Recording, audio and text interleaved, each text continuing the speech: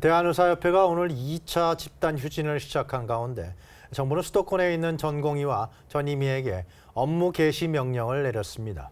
또 대화를 통한 문제 해결을 거듭 촉구했습니다. 박성욱 기자입니다.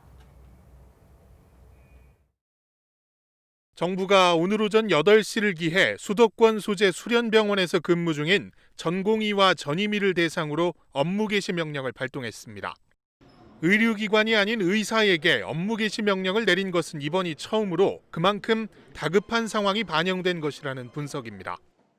전공의, 전임의 분들은 즉시 환자를 진료하는 업무에 복귀하여 주시기 바라며 만약 업무에 복귀하지 않아 진료에 공백이 발생하고 이로 인해 환자에게 피해가 생긴다면 법과 원칙에 따라 엄정 대응해 나갈 것입니다. 정부는 수도권 수련병원 응급실과 중환자실 현장 조사로 근무 상황을 확인하고 개별 업무 개시 명령 후 이행 여부를 조사할 계획입니다.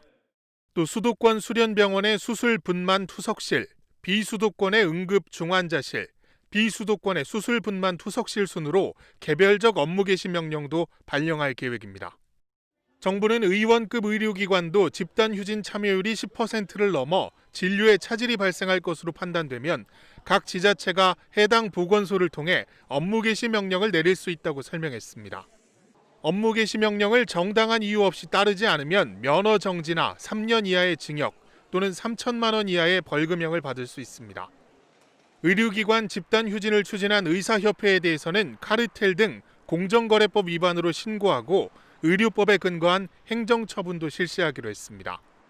정세균 국무총리도 의료계 집단행동 긴급대책회의를 주재하고 집단행동에 맞서 신속하고 단호하게 대응하겠다는 뜻을 분명히 했습니다. 무단으로 현장을 떠난 전공의 등에게 법이 허용하는 최대한의 제재 조치를 신속하게 단행하겠습니다. 정부는 국가시험 응시를 거부한 의대생에 대해서도 본인 여부와 취소 의사를 재확인해 응시 취소 접수를 할 방침입니다.